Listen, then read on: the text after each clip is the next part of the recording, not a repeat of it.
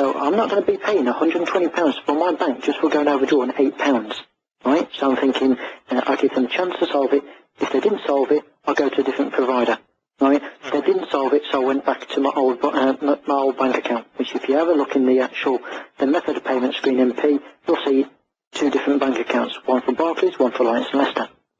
Now, I actually turned around and I moved that because of the complications. I actually restarted the direct debit, so forth. It fell into arrears because you've got to bear in mind that my billing cycle is at the beginning of the month and the direct debit is at the end of the month. So if I cancel the direct debit, I literally had between 4 to 5 days to act before it fell into arrears. Right? Now, that's not always possible to get to a bank, reinitiate it, or call you guys and actually let you know, okay, amounts are ready now to be taken. So it fell into arrears. I had no choice. With the second time, it was because I was changing jobs, and when you change jobs, you get paid on different dates and so forth.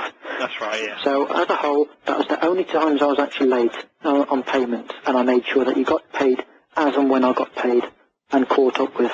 Right? And you can verify that, and you will be able to see that. So then they turned around and said, no, we're not extending it. We can see that you've had a problem in the past. Tough cookie, basically. I'm thinking, well, the fact I've been with you guys for so long, doesn't that actually mean anything anymore to you guys? Because I know when I used to work there, it did. No, I do understand what you're saying there. I mean, but I mean, as regards to this connection on there, if there is a restriction applied there, it is across all the board now. Right. That's something that has changed. Well, they need to put it back to the way it was, because that's less customer service. It's not better, it's worse. Right? And the thing is, as well, when I used to work for you guys changed unlimited calls, which were talk unlimited, which you could stay on the line for as long as you wanted to within the hour, you've got to hang up and then redial. Right? That is because NTL's system couldn't hack it, so they had to put icons to the same system. After the hour, it charges just to help with the merger. The merger, as far as I'm aware now, because I still keep in contact with people internally, is now complete. You've got all your NTL customers onto the icon system. So there's absolutely no excuse why they can't bring that service back into play. It may be something that does change again, but I mean, since I've actually been with the company there, it's always been the same for Talk Unlimited, and that's over a couple of years now. Right. Well, because the Talk Unlimited has always been like that since I've... It took effect in 2006. That's when it took effect. Yeah, I am aware of how it used to be there, how the Talk Unlimited used to be. You know, it wasn't up to the first hour, and that's something that's changed. Yeah. So moving away from that, because that's slightly off topic, the main thing is with the phone line. So I've got problems with high usage. I turned around and said, all right, fair enough. Just if you're going to be persistent and funny about things, I thought fine, but you're not helping your case considering that I've got a complaint that's been going on for a quarter of a year. Right? So now you're just adding to situations. You're not helping yourselves. So I just turned around and said, just slap on an extension for 2 days. I'm not asking for a 4 7-day extension, just 2 days. I'll get paid, you'll get paid, everyone's happy. No, can't do that. I'm thinking, what on earth are you guys playing at? You know what I mean? You guys are asking for £100. I am actually offering you £250. Right? What did I do? As soon as I got paid, you guys got your £250, as you can verify. Yeah, I now, can see that on there. The next thing was, that topped it all off, was you guys turned around and said, okay, when I called back through about a week later, I tried to make an emergency call to a mobile and to abroad, and I couldn't. Right? And this was an emergency. It's not a leisure call, it was an emergency call. Now, I fell through to you guys and said, can you have the call barring removed, which you were supposed to remove when I made the payment and it cleared, which high usage failed to do. Right? Now, I actually turned around and they said 24 hours. Now, yes, that is standard procedure to standard customers. However, bear in mind that I'm actually making an emergency call.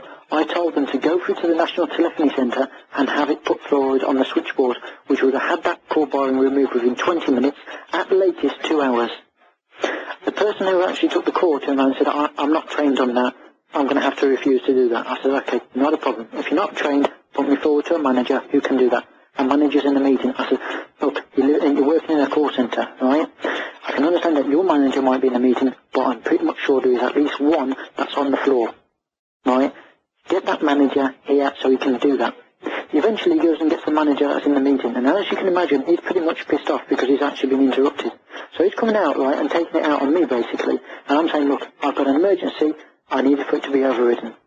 And he took it as me being sarky with him, and he actually refused, point blank. And I said, look, you're not helping your cases, right? This is an emergency bloody call.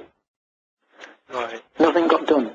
And now I've actually got 3 major complaints, right? I've had several complaints for the broadband service and not heard anything. So this is the point where I'm now escalating it onto the National Customer Liaison Centre through to head office. Yeah, you've logged that with them. I've really had enough of it. No? Now, it's not like like I said to you, I'm actually been here short term, gone, you know what I mean, I'm threatening to stamp my feet, I want some credits, blah, blah, blah. Because credits don't resolve problems, they just prolong the problem, right? And I'm not after credits, I'm after a service. So I don't want any credits from you guys, I want you to actually, not you personally, but Virgin Media, to get off the rears and provide a service. I know for a fact that when it was at Telewest, there was a service there, a service that believed in their customers, right? Now, that hasn't changed, Adam. I'm sorry, but I mean, that has not changed at all. I feel that it has, from my end, looking at it from the receiving end, bearing in mind that at the moment you're in the offices, right? You're being fed all the company crap that they feed you through email, all the updates and so forth to make the actual company sound like it's the best. And no offence, nothing, every company does the same. Not just Virgin Media, but every company, because if the staff don't believe in the product, how on earth are they supposed to provide a service to the public? Right? And that is just standard across every company, it's not just you guys. BT believe that they're better than you, Sky believe they're better than you, and you believe yourselves better than Sky and BT.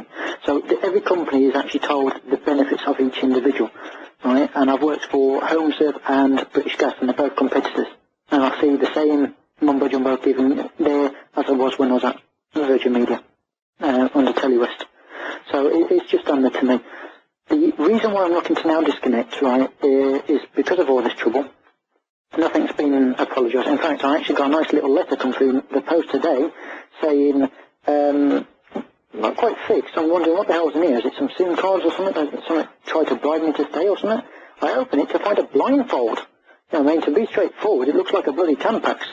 You know what I mean? With Virgin Media written on it.